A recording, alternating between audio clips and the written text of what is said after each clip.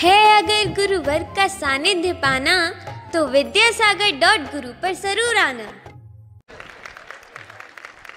ओम नमः सिद्धेभ्यः, ओम नमः सिद्धेभ्यः, ओम नमः सिद्धेभ्यः। अहिंसा परमो धर्म की, आचार्य गुरुवर श्री कुंद कुंद भगवान की, आचार्य गुरुवर श्री ज्ञान सागर मुनि महाराज की।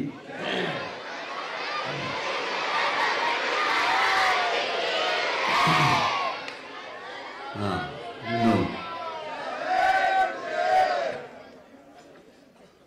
सब भावों का खेल है,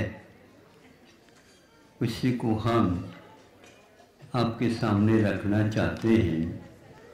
आप लोग अपने लेन देन को किस ढंग से कुशलता पूर्वक करते रहते हैं, उसी प्रकार धार्मिक क्षेत्र में भी भक्ति के साथ, भावों के साथ यदि करते हैं, उतने में ही कई गुना हम लाभ पा जाते हैं। लाभ पाने का उद्देश्य होता है, किंतु विधि हमें ज्ञात नहीं होता, अथवा ज्ञात होते हुए भी हम अपने भावों के ऊपर संयम रख नहीं पाते। इसलिए जितना लाभ ले लेना चाहिए उस पूर्ण नहीं ले पाते। फिर भी यह विधि तो अपने को समझना चाहिए, ताकि एक समय में भी हम बहुत कुछ कार्य अच्छे कर सकते हैं दूसरे की अपेक्षा से। जैसे अब बैंकों में धन आदि रखते हैं, यह परंपरा बहुत दिन की है। आज वर्तमान की परंपरा अलग रूप में आ गई है। अब जैसे मान लो किसी भी लेन देन के साथ आप बैंक में पैसा रखते हैं और उसके बदले में कि ब्याज का देने के संकल्प या अनुबंध भी स्वीकार कर लेते हैं, ताकि वह हमारा काम प्रसन्न हो जाए, तो उसमें देने की आवश्यकता पड़ती है। कभी कभी ऐसे भी हम अनुबंध कर सकते हैं कि हमें ब्याज मिल जाएगा, किंतु हमें कोई देने की आवश्यकता नहीं पड़ेगी।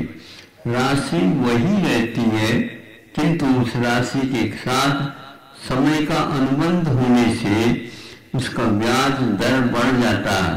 कभी कभी लंबे समयावधि के साथ आप यदि उस धन राशि को नहीं निकालते हैं, तो उसके भी ब्याज की दर भिन्न भिन्न रहते हैं।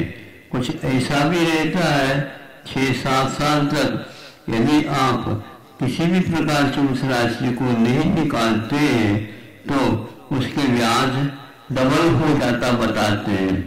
डबल के लोभ के कारण आप कई कटौतियां करते रहते हैं, क्योंकि इतनी लंबी राशि डबल के रूप में गुणित क्रम से हमें और किसी साधन से उपलब्ध नहीं होता।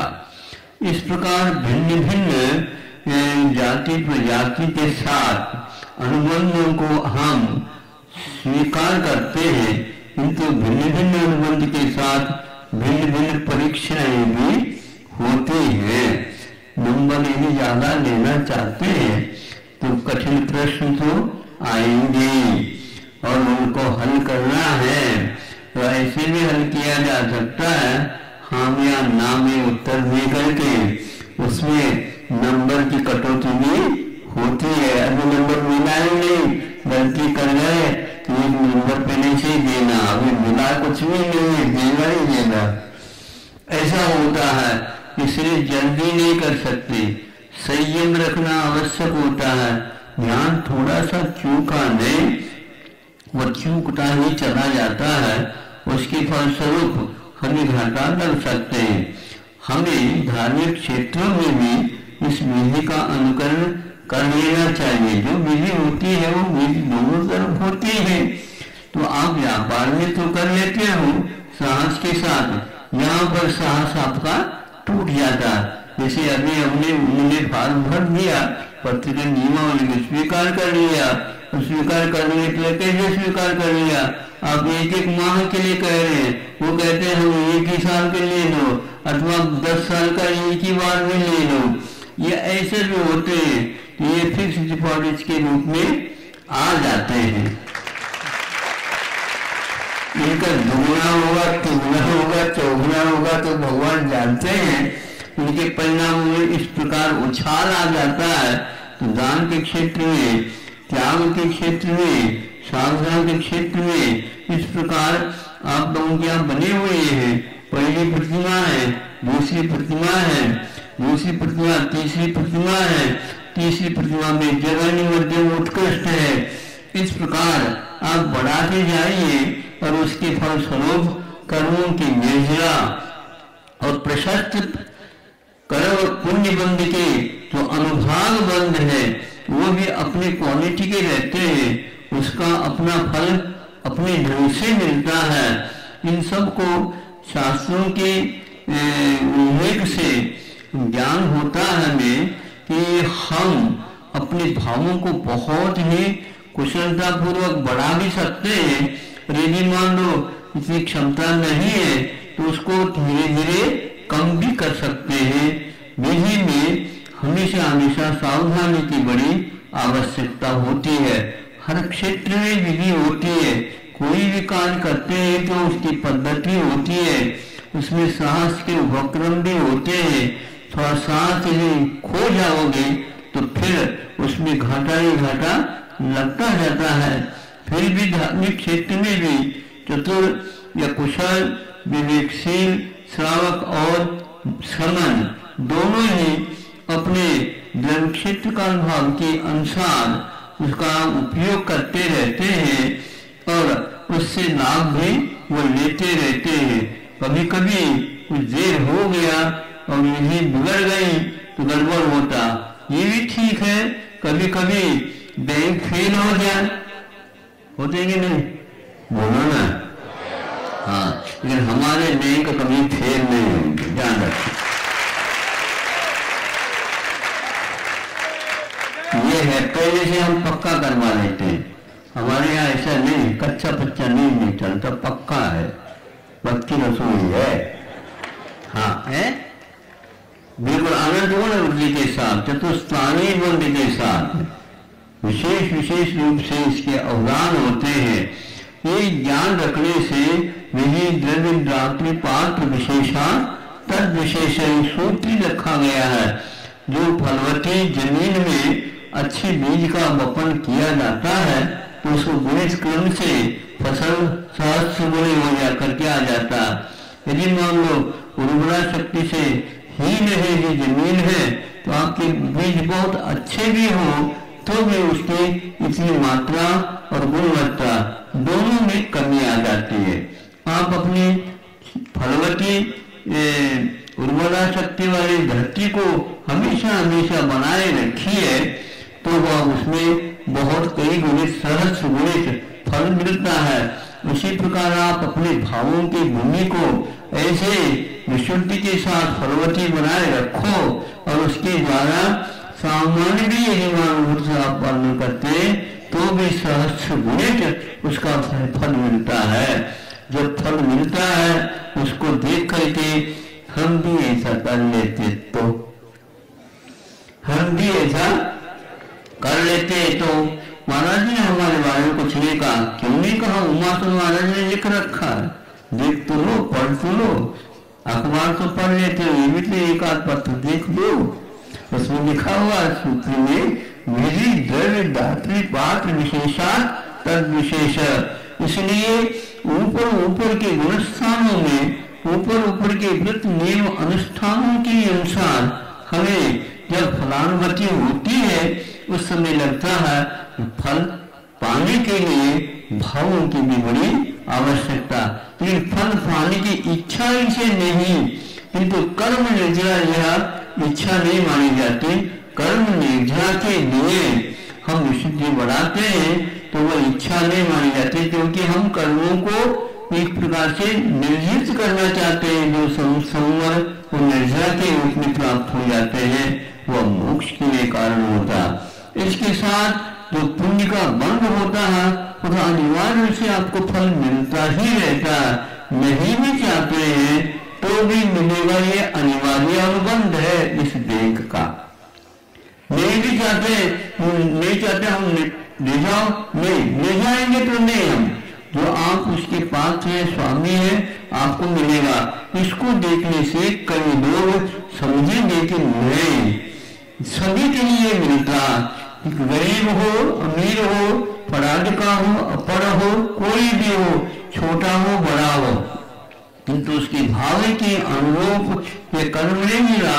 और साथ साथ जो पुण्य का बंध होता है, पुण्य का बंध इसलिए मैं कहता हूँ कि जब तक, जैसे मान लो आप बैठे हैं तो व्यवस्थित है, तो मन लग रहा है सुनने में, भोजन में और जाप में इत्यादि में। यदि थोड़ी सी इसमें कमी आ जाती है तो मन उखड़ने लग जाता। इस पुण्य के माध्यम से जहाँ कहीं भी आप जाएंगे वहां पर व्यवस्था बहुत अच्छी मिलेगी। यहाँ के प्रबंधकों में थोड़ी कमी वैसी भी हो सकती है, लेकिन कर्म के प्रबंधक जो होते हैं वे इतने व्यवस्थित है, उसमें किसी भी प्रकार से कमी हो ही नहीं सकती। जो लिखावट अनुबंध है उस अनुबंध को आप देख करके खोल करके अपने डायरी में देख लेना कि भाई इस अनुबंध के साथ हमने दिया, ये मिला है क्या, मिल गया। वहां पर भी आप देखेंगे और विस्मय के विस्मित हो जाएंगे, इतने गुणित क्रम से। हाँ, और इसके आगे और भी है सीढ़ियां, चढ़ना चाहे तो चढ़ सकते हो, लेकिन उसकी योग्य साधना की बड़ी आवश्यकता है। आप स्वाध्याय तो करते हो, लेकिन स्वाध्याय के अनुसार नियमों को याद नहीं रखते हो। उस याद रखो तो अवश्य आपको फल मिलेगा। ये आज ये इसलिए कह रहा हूँ कि कुछ लोगों को यह भ्रम हो सकता है, ये गलत धारणा हो सकती है, अथवा सुनी होगी अथवा पढ़ी होगी। इस प्रकार के स्वाध्याय करने से लाभ के बजाय वहां हानि हो सकती है। इसलिए नियमों को पक्की रखो। अनेक प्रकार के बैंक होते हैं ना बाजार में, लेने के लिए तो तैयार है, देने के लिए कटौती करते रहते हैं, और एक बैंक दूसरे बैंक में विलीन भी हो जाता है। ऐसे ही स्वाध्याय के भी अड्डे हो सकते हैं। अड्डे इसलिए मैं कह रहा हूँ कि व्यवसाय का धंधा ही हो गया है, ऐसा नहीं। यह एक बहुत पवित्र कार्य है। स्वाध्याय करते, पूजन करते, अभिषेक करते, आदि आदि जो अच्छे आवश्यक कार्य करते, इनमें निश्चित रूप से कर्म की योजना होती है, किंतु अनुपात की दर वहां पर भिन्न भिन्न हुआ करते हैं और भावों के भी दर बहुत हुआ करते हैं। कम द्रव्य लगा दे कोई बाधा नहीं, किंतु भाव में जो बढ़ोतरी है तो सबसे ज्यादा उसको वो फल मिलेगा। नहीं भी चाहते हुए भी वो मिलेगा, और समय पर भी मिलेगा, समय से पूर्व में भी मिलेगा, क्योंकि इस प्रकार के वो भाव करता ही जा रहा, उसके साथ साथ सब वो मिलता ही जा रहा। पहले का भी मिला, पहले बंधा हुआ वो भी मिला, और आगे और भाव अच्छे बढ़ गए तो पहले जो रखा था उसका भी दर बढ़ गया। मान लो 5 रुपए में खरीदा था, अब उसकी कीमत 20 हो गई। इस तरह से बढ़ता जाता है, ये इसी प्रकार घटता भी जाता है। इस माध्यम से हमें अपने सिद्धांतों को मजबूत रखते हुए, हमें फल के बारे में कभी इच्छा नहीं रखते हुए, यदि फल चाहिए तो कर्म की योजना करने के लिए ही मैं ये सारे आवश्यक कार्य कर रहा हूँ। ये बैंकिंग व्यवस्था समझने लो यार, यहाँ पर कोई भी बैंक दूसरे बैंक में विलीन नहीं होगा, और इसके दर में कभी बढ़ोतरी नहीं होगी, कभी दिवालियां नहीं होगी, कभी मंदी लाई नहीं जाएगी जो आज लाई जा रही है। कई लोग कह रहे महाराज सब कुछ है, प्रॉपर्टी है, सब कुछ है, लेकिन नगद नहीं आ रहा है। नगद का समझते हो, हार्ड केस तो वो नहीं है, तो ऐसे हमारे बैंक में नहीं है। हाँ, तो अंतर्मुख नहीं होता और आपको फल मिल सकता। अंतर्मुख में ऐसी ड्रिंकिंग की व्यवस्था है, कुछ समय वहां पर रुकना पड़ता है। यहाँ कुछ नहीं, यहाँ रख दिया, अंतर्मुख हुआ नहीं, वहां उड़े नहीं आ सकता, उड़ेना हो जाएगी और फल मिलना प्रारंभ हो जाएगा। कैसी व्यवस्था है बताओ? न ताला रखने की आवश्यकता, न चाबी रखने की आवश्यकता, न डायरी में लिखने की आवश्यकता, न कोड छाने की आवश्यकता, और किसी जगह संघर्ष की कोई आवश्यकता। समय पर आपको मिलेगा, चाहिए तो देख लो, भर लो। आज भरने की बात कर रही थी ना, उसी प्रकार यहाँ पे भी भर सकते हैं। हमारे पास हमेशा हमेशा इस बैंक में कभी भी कुछ नहीं होता, कभी भी आते हैं, कोई भी लेते हैं, बहुत बड़े बड़े ग्राहक आ जाते हैं हमारे, ऐसी बात नहीं। और बहुत सस्ता रखा है, किसी को तकलीफ न हो। हाँ, क्योंकि भगवान ने कह रखा कि कहीं गड़बड़ नहीं करना, खुद ठीक। और हमारे लिए बैठे बैठे भोग मिलता रहता है, वो दर को आप नहीं समझ सकते। ऐसा है, यहाँ पर व्यवस्था ऐसी है कि कभी कभी नहीं ऐसे जो हो ही नहीं सकते। ऐसा यह पवित्र धर्म, त्याग धर्म, दान धर्म आदि आदि कार्य किसी भी प्रकार से किसी के जीवन में कभी भी नुकसान वाली बात नहीं है, हमेशा हमेशा लाभ करने वाले हैं। ऐसे यह उपयोग मिला है, उसका सदुपयोग करो और उसका सही सही लाभ उठाओ। यही एकमात्र हम लोगों की कुशलता है। अहिंसा परमो धर्म की।